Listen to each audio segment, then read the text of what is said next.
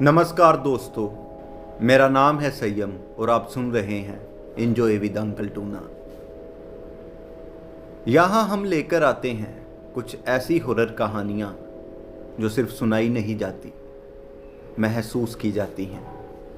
और आज की कहानी है नैनीताल की एक झील की, जहाँ जो दिखता है वो सच नहीं होता और जो सच है वो दिखता नहीं। नैनीताल वैसे तो एक बेहद ही खूबसूरत जगह है, लेकिन वहाँ कुछ ऐसे राज दफन हैं जो जब पता चलते हैं तो इंसान के रोंगटे खड़े हो जाते हैं। ज़्यादा समय ना लेते हुए चलते हैं आज की कहानी की ओर। तो चलिए मेरे साथ, मैं आपको ले चलता हूँ नैनीताल की झील की तरफ। दिल्ली का रहने वाला रोहन एक ट्रैवल व्लॉगर था। उसे नई नई जगहों पर जाकर वीडियो बनाना बेहद पसंद था, और ख़ासकर ऐसी जगहों पर जहां लोग जाने से डरते थे। एक दिन उसे किसी ने नैनीताल के बारे में बताया। कहा जाता था कि वहां की झील रात के समय बदल जाती है, और कई लोगों ने दावा किया था कि उन्होंने झील के अंदर किसी को देखा है, लेकिन जब झील के पास गए तो वहाँ उन्हें कुछ भी नहीं मिला। रोहन के लिए ये एक परफेक्ट मौका था। उसने तुरंत प्लान बनाया और अगले ही दिन नैनीताल के लिए निकल पड़ा, ये सोचकर कि वहाँ जाकर वो इस झील के बारे में भी सब कुछ जानेगा। पहाड़ों की ठंडी हवा, घुमावदार रास्ते और चारों तरफ फैली खामोशी उसे काफ़ी पसंद आ रही थी, लेकिन उसे ये नहीं पता था कि ये खामोशी उसके लिए क्या छुपाई बैठी है। नैनीताल पहुंचने के बाद वो वही झील के पास एक पुराने होटल में रुका। ये होटल इतना बड़ा नहीं था, लेकिन अजीब तरह से शांत था, जैसे वहाँ कोई ना हो। उसी होटल की रिसेप्शन पर एक बूढ़ा आदमी बैठा था। उसने रोहन को पूछा कि कितने दिन तक रुकोगे। रोहन ने कहा बस 3 दिन। उसने रोहन को कमरे की चाबी दी और उसको जाते जाते बस एक बात कही कि रात में इस झील के पास मत जाना। रोहन ने उसकी तरफ देखा और हल्की सी हंसी के साथ कहा, क्यों, कुछ खास है काका? बूढ़े ने उसकी आंखों में देखते हुए जवाब दिया, अगर देख लिया तो वापस नहीं आ पाओगे, कुछ ऐसा है उस झील में। रोहन ने इसे एक मजाक समझा और अपने कमरे में चला गया। कमरे में जाकर उसने कपड़े वगैरह चेंज किए, मुंह हाथ धोकर वो खाना खाकर लेट गया। लेकिन उसके मन में अभी भी बूढ़े काका की वही झील वाली बात घूम रही थी। फिर रात के करीब 12 बजे उसने अपना कैमरा उठाया और चुपचाप होटल से बाहर निकल गया। होटल के बाहर जाते ही उसे एक अजीब सी ठंडक महसूस हुई। वो जैसे जैसे झील के पास पहुंचा, उसे एक अजीब सा एहसास हुआ। हवा बहुत ठंडी थी और आसपास कोई भी नहीं था। उस झील का पानी बिल्कुल शांत था, जैसे उसमें कोई हलचल ही ना हो। रोहन ने अपना कैमरा ऑन किया और रिकॉर्डिंग शुरू कर दी। उसने बोला, तो दोस्तों, मैं अभी नैनीताल की झील के पास हूँ। वो बोल ही रहा था कि अचानक कैमरे की स्क्रीन हल्की सी ब्लर होने लगी। उसने कैमरे को ठीक करने की कोशिश की, लेकिन तभी उसे स्क्रीन पर कुछ नज़र आया। पानी के अंदर एक चेहरा, और यह चेहरा एक लड़की का था। उसकी आंखें पूरी काली थी और वो सीधा कैमरे की तरफ देख रही थी।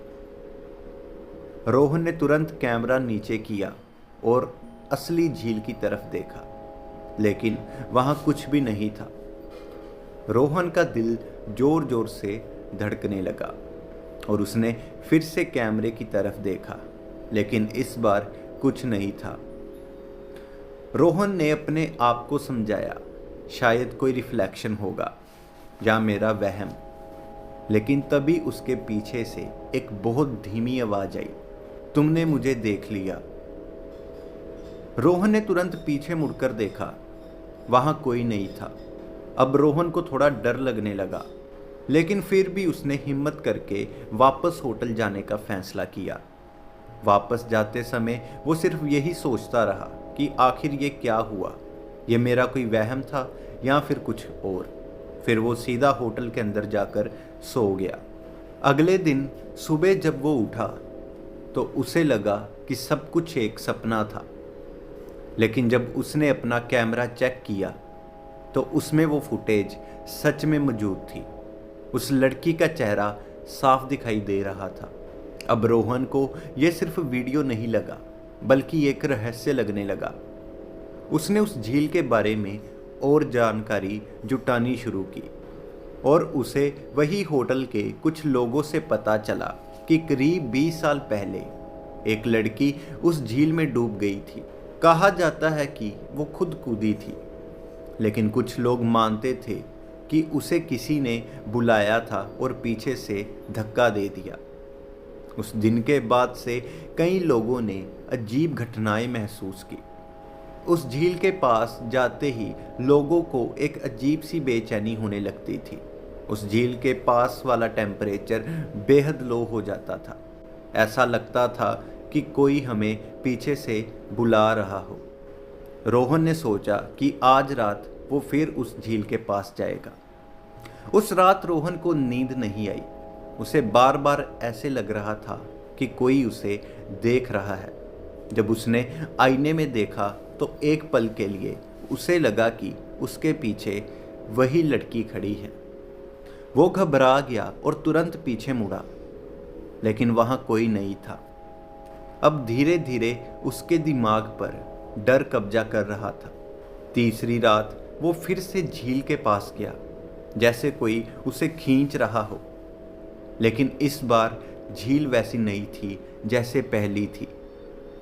पानी में हलचल थी और जैसे ही वो करीब गया उसे लगा कि पानी खुद उसकी तरफ बढ़ रहा है। अचानक पानी के अंदर से कई हाथ बाहर आने लगे। वो हाथ उसे पकड़ने की कोशिश कर रहे थे। रोहन पीछे हटने लगा, लेकिन तभी उसके सामने वही लड़की आ गई। उसका चेहरा पहले से भी ज्यादा डरावना था।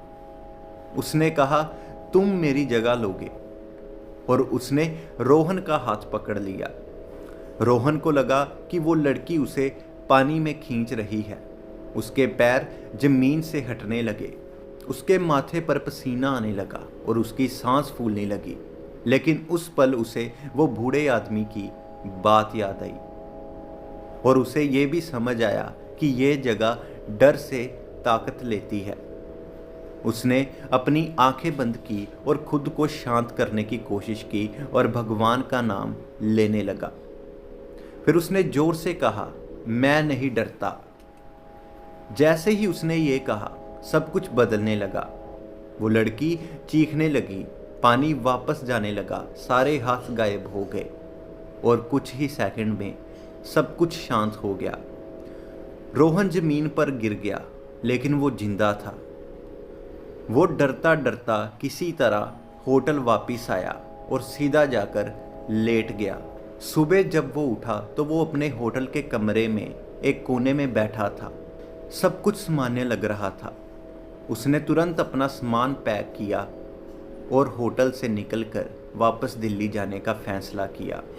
उसने ट्रेन ली, दिल्ली वापस पहुंचा।